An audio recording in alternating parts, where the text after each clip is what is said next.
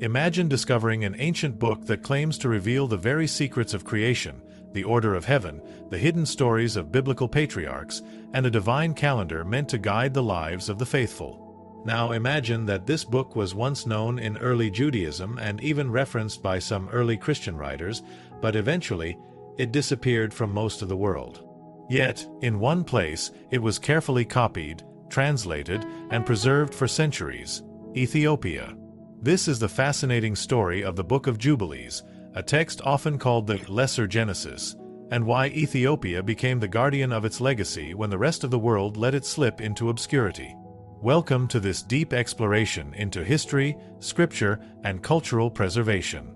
Today, we're going to uncover why the Ethiopian Church preserved the Book of Jubilees, what made this text so important, and how its survival in Ethiopia challenges our understanding of the Bible and religious history. Before we dive in, take a moment to reflect on this. How many ancient texts have been lost forever?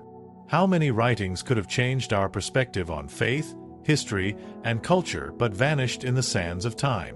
The Book of Jubilees is one of those texts that nearly disappeared, except for Ethiopia. And that fact alone raises big questions. Why Ethiopia? What made them value it so deeply? And what does this tell us about the uniqueness of Ethiopian Christianity and its traditions? To answer these questions, we first need to understand what the Book of Jubilees actually is. Written around the 2nd century BCE, during the period of Jewish history known as the Second Temple era, the Book of Jubilees is essentially a retelling of the Book of Genesis and part of Exodus. But it isn't just a simple retelling. It expands, rewrites, and adds detail. It presents itself as a revelation given to Moses on Mount Sinai by an angel, explaining not only the history of creation and the patriarchs but also the heavenly calendar by which all events are organized. Every major event is arranged into jubilees, or cycles of 49 years, giving the book a structured view of sacred history. One of the most striking features of Jubilees is its insistence on a 364-day calendar, different from the lunar solar calendar used by Jews at the time. This calendar system was considered by its supporters to be perfect, unchanging, and divinely ordained. This detail is crucial because it reflects tensions within Judaism in the centuries before Jesus, when different groups, like the Pharisees, Sadducees, and Essenes, disagreed over the correct way to measure sacred time. The Book of Jubilees, in this sense, wasn't just another piece of religious writing. It was making a bold claim that God's true way of ordering time had been revealed, and that those who followed it were keeping faith with the divine plan. Now, why did Ethiopia hold on to this text when most of the world abandoned it? To understand that, we need to consider both the unique development of Ethiopian Christianity and the way Ethiopia has always related to Scripture. Unlike many other regions, the Ethiopian Orthodox Tewahedo Church developed a biblical canon far larger than the one used by Catholic or Protestant Christianity. Where most churches kept to 66 or so books, Ethiopia preserved more. Books like Enoch, Jubilees, and others that were considered apocryphal or non-canonical elsewhere. To Ethiopians, these weren't just extra books. They were sacred, authoritative, and a vital part of their tradition. But here's where the story becomes even more fascinating. The Book of Jubilees was originally written in Hebrew, and fragments of it were found among the Dead Sea Scrolls at Qumran, showing that it was once highly regarded by certain Jewish groups. Early Christian writers also knew of it.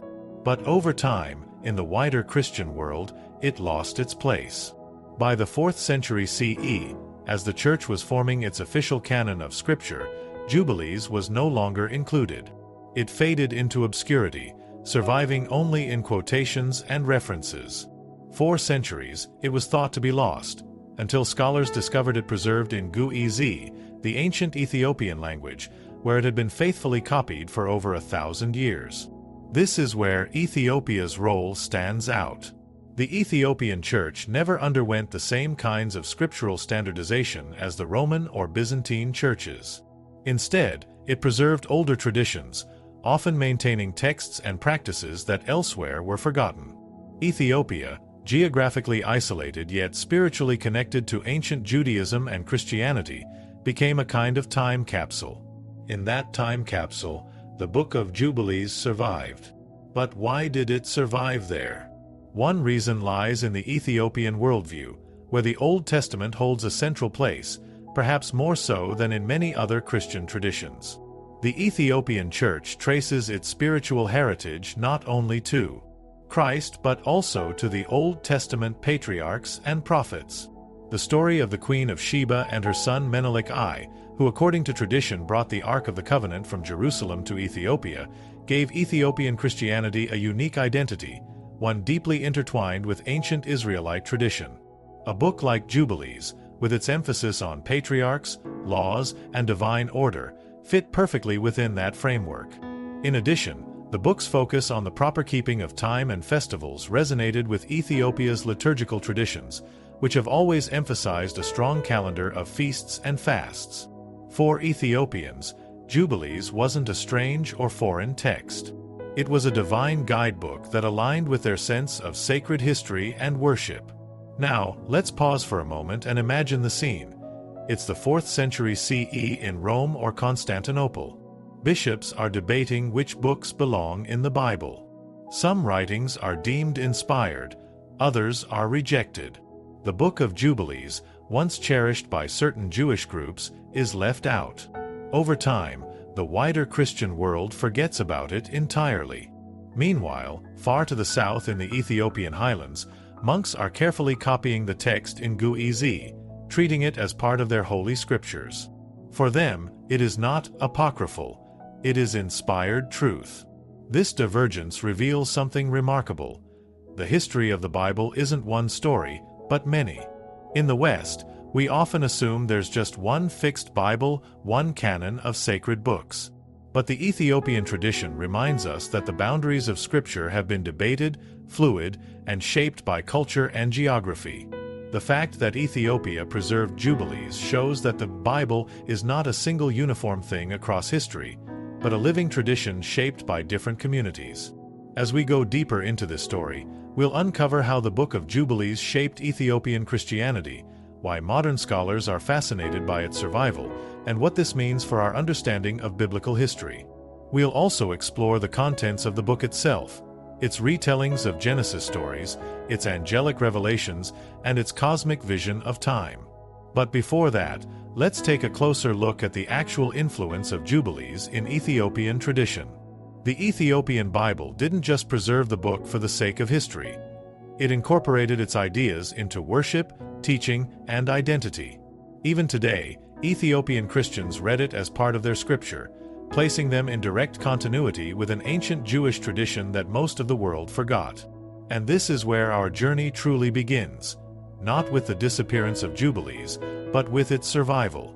Ethiopia's preservation of this book is more than an accident of history. It's a window into how different communities understood God, time, and sacred authority. If we want to understand why Ethiopia preserved the Book of Jubilees, we must step into their world.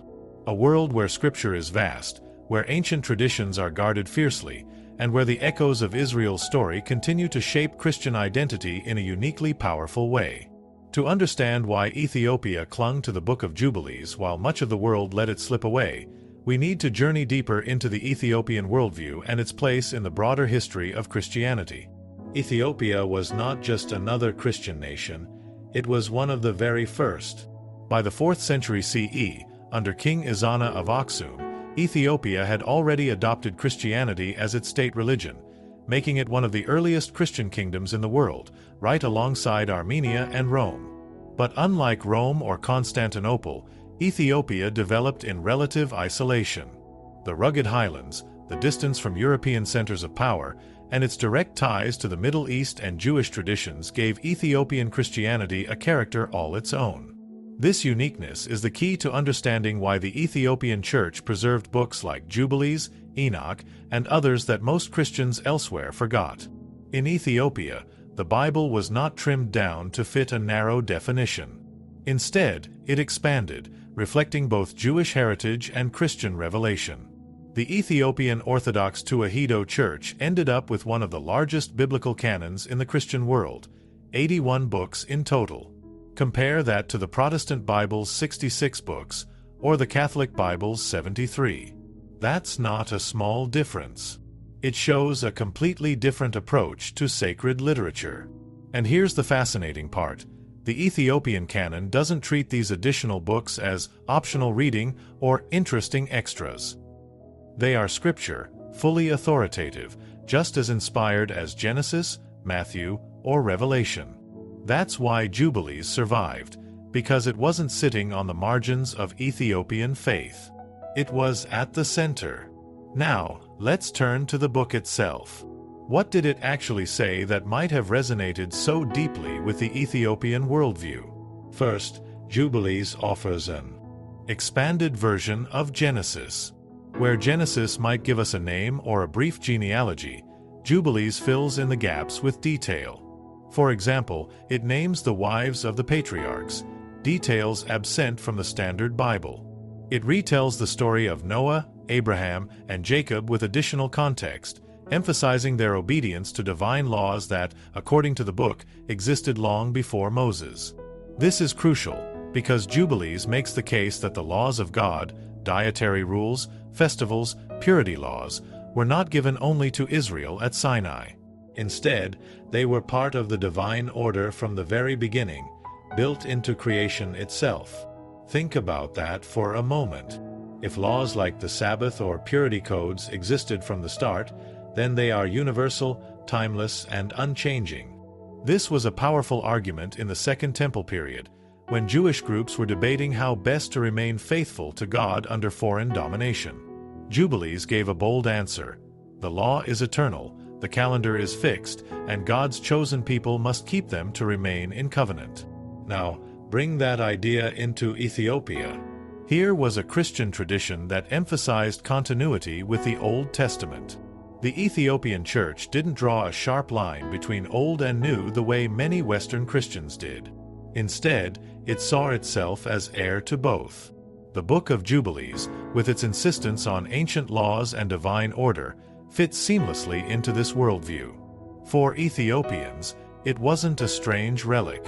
It was confirmation that their way of life, their liturgical calendar, their deep respect for Old Testament practices, was aligned with God's will. Another striking feature of Jubilees is its angelic framework. The book is presented as a revelation given to Moses by an angel of the presence of God. It's not just human storytelling, it's a heavenly dictation. Ethiopia's Christianity has always had a strong sense of the angelic world. Their liturgy and theology emphasize angels as mediators, protectors, and worshippers before the throne of God. A book delivered by an angel fit perfectly into that spiritual imagination. But the calendar issue might be the most important connection. Jubilees insists on a 364-day solar calendar, which was considered perfect, unchanging, and in harmony with creation. This stood against the lunar calendar used by most Jews in the time of Jesus and beyond.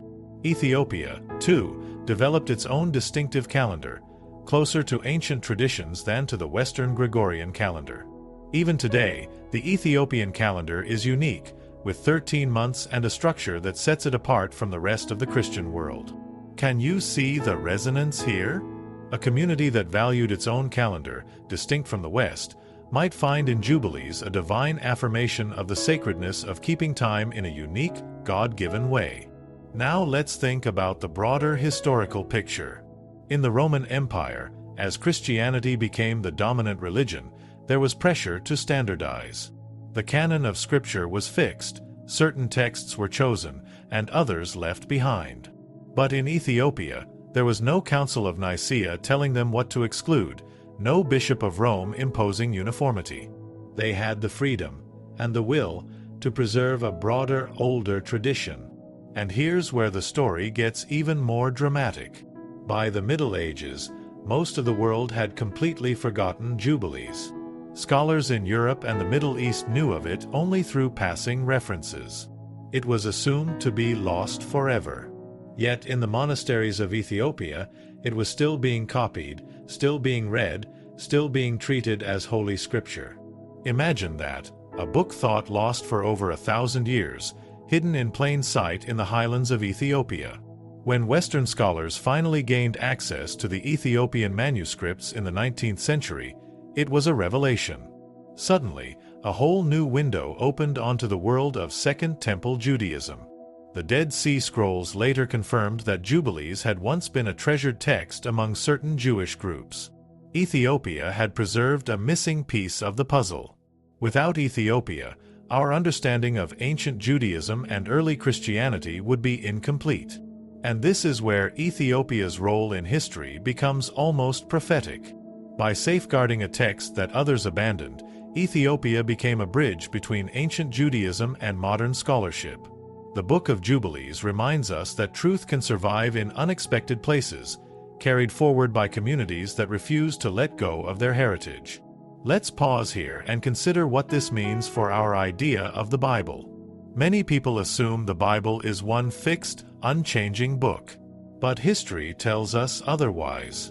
Different communities had different canons. Books were added, debated, or lost. Ethiopia challenges us to see the Bible not as a single book, but as a library of sacred texts, shaped by history and preserved by different hands. And if Ethiopia had not preserved Jubilees, we might never have known it existed in full. We would have only fragments from Qumran, references in ancient writers, and speculation. Instead, we have the entire book, thanks to Ethiopia. So far, we've explored how Ethiopia's unique Christian tradition, its Jewish roots, and its independent identity made it the perfect guardian of Jubilees. In the next part of this journey, we're going to open up the contents of the book itself, exploring its most fascinating stories, its vision of sacred history, and the ways it reshaped the narrative of Genesis and Exodus. Because to truly understand why Ethiopia preserved Jubilees, we can't just talk about history. We have to step inside the text and see what made it so compelling. Now that we've set the stage for Ethiopia's preservation of the Book of Jubilees, let's open the text itself and step into its remarkable world. What exactly does this book say, and why did it matter so much that Ethiopia kept it alive?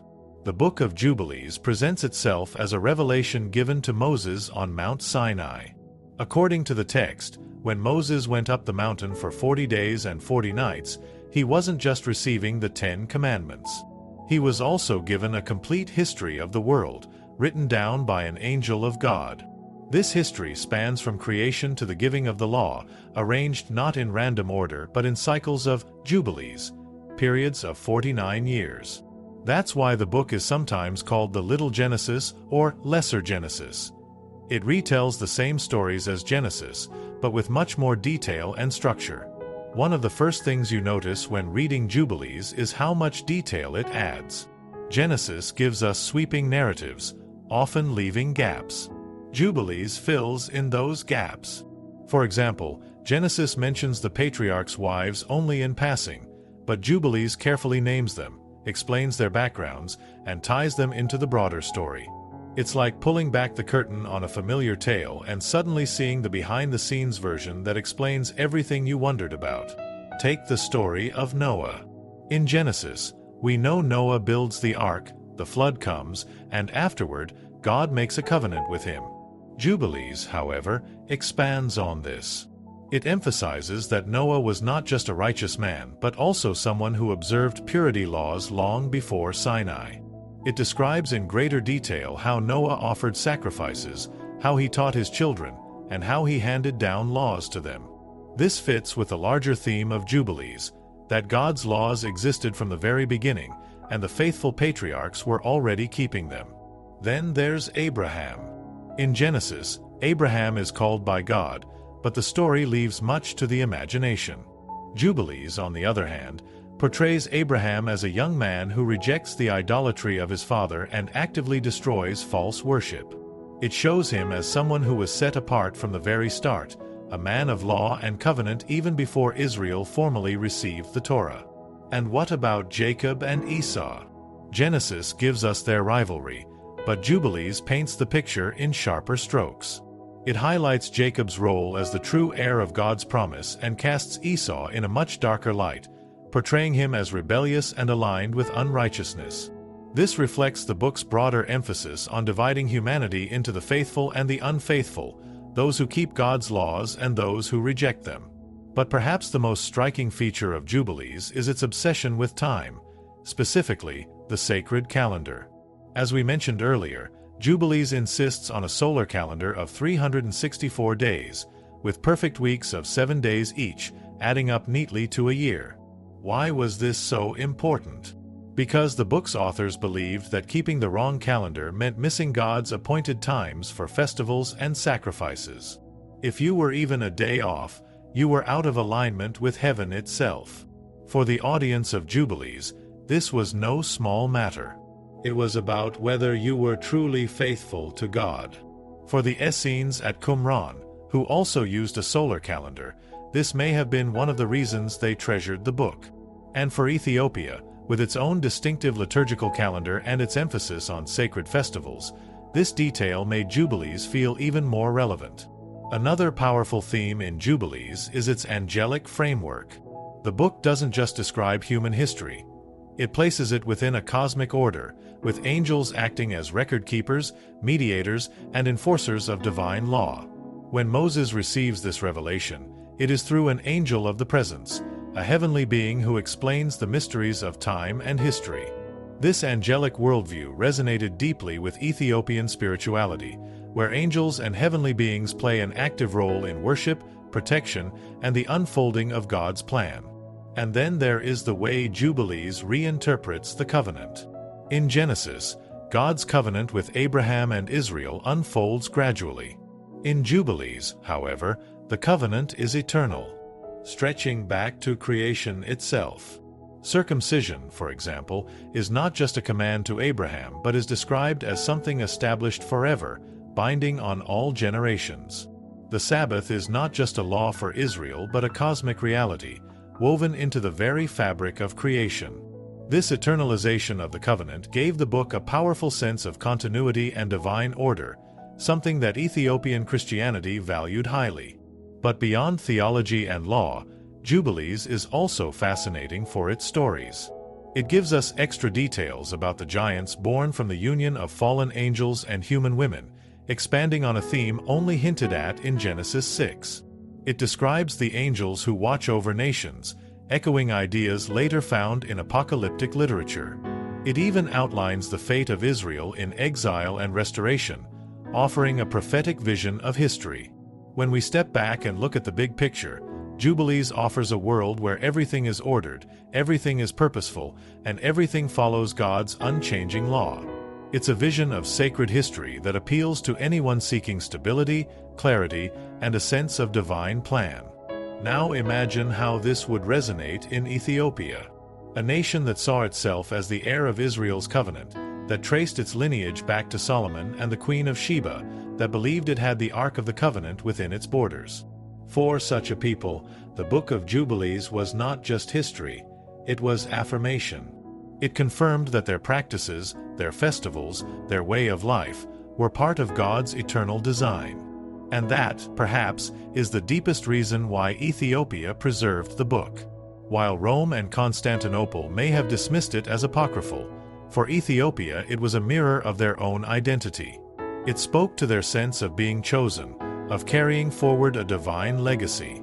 By now, you can see why Jubilees mattered so much and why Ethiopia never let it go. But this story isn't just about Ethiopia, it's also about us. Because when Western scholars finally encountered the book again in the 19th century, it changed how we understand the Bible, Judaism, and Christianity. Suddenly, we had access to a text that showed us the diversity of ancient Jewish thought, the richness of Second Temple traditions, and the way different communities wrestled with God's law and covenant. In the next section of this video, we're going to explore how modern scholarship has reacted to the Book of Jubilees, what we've learned from it, and how its preservation in Ethiopia has reshaped our view of history. Because this isn't just an old book, it's a reminder that the story of Scripture is far more complex, diverse, and fascinating than most of us realize. The story of the Book of Jubilees doesn't end in the ancient world or in the monasteries of Ethiopia. In fact, one of the most remarkable chapters of this story unfolds in modern times, when Western scholars finally rediscovered the book and realized just how important Ethiopia's role had been in preserving it. For centuries, The wider Christian world believed that the Book of Jubilees was lost. A few early church fathers had mentioned it in passing, but no complete copy was known. It was considered one of those many ancient works that had disappeared forever, surviving only in fragments and quotations. Then, in the 19th century, European travelers and scholars exploring Ethiopia made an astonishing discovery. The Book of Jubilees was still there, preserved in Gu'ez, the liturgical language of the Ethiopian Church. It hadn't just survived, it had been carefully copied and transmitted for over 1,000 years, treated as scripture within the Ethiopian canon. When the first translations of Jubilees into European languages appeared, scholars were stunned. Suddenly, a whole new window had opened onto the world of Second Temple Judaism, the time period just before and during the life of Jesus. Here was a book that helped explain debates about law, calendar, and covenant that shaped both Judaism and early Christianity. Without Jubilees, many of these debates seemed obscure.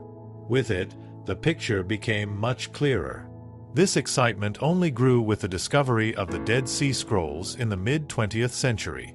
Among the scrolls at Qumran were Hebrew fragments of Jubilees, confirming that it had been highly valued by Jewish groups living around the time of Jesus. This was a turning point. It showed that Ethiopia had not preserved some isolated curiosity, but a text that had once been central to Jewish religious life.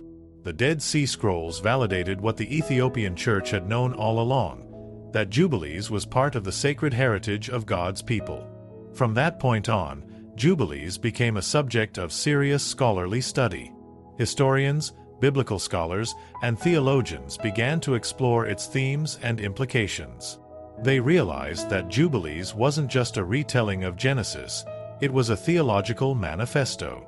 It reflected a particular vision of what it meant to be faithful to God, one rooted in timeless law, perfect calendars, and divine order.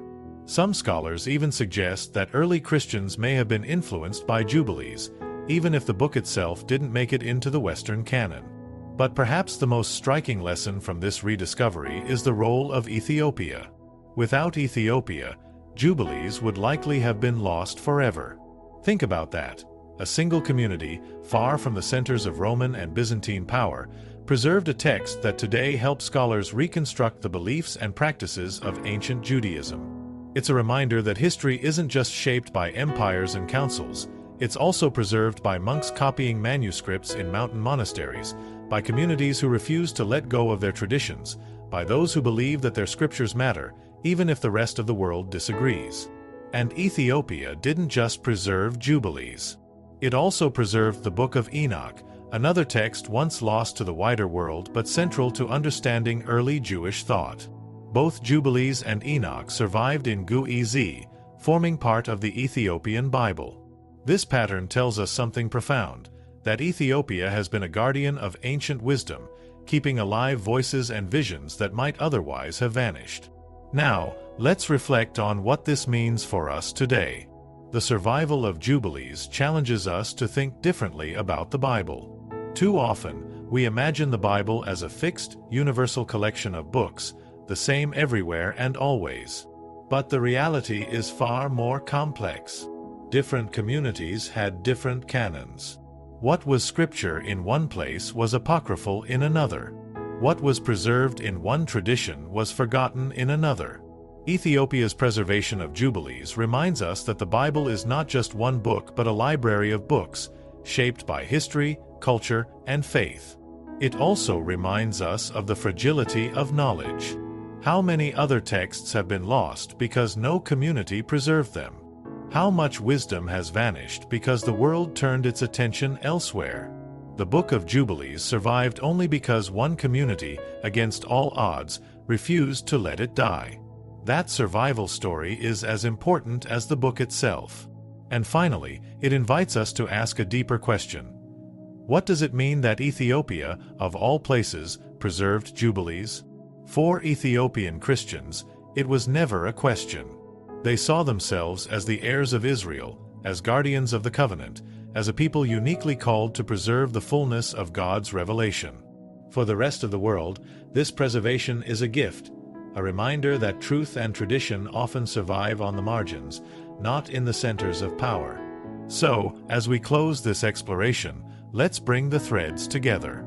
The Book of Jubilees was born in the turbulent world of Second Temple Judaism, treasured by groups like the Essenes, but forgotten by much of the world as Christianity took root in Rome and Byzantium. Ethiopia, however, preserved it, copying it, reading it, and treasuring it as scripture.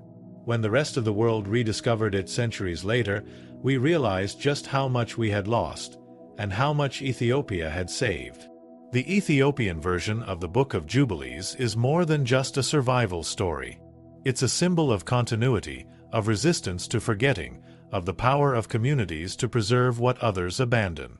It shows us that history is never uniform, that faith takes many forms, and that sometimes the most important treasures are hidden where we least expect them. So the next time you think of the Bible, remember Ethiopia.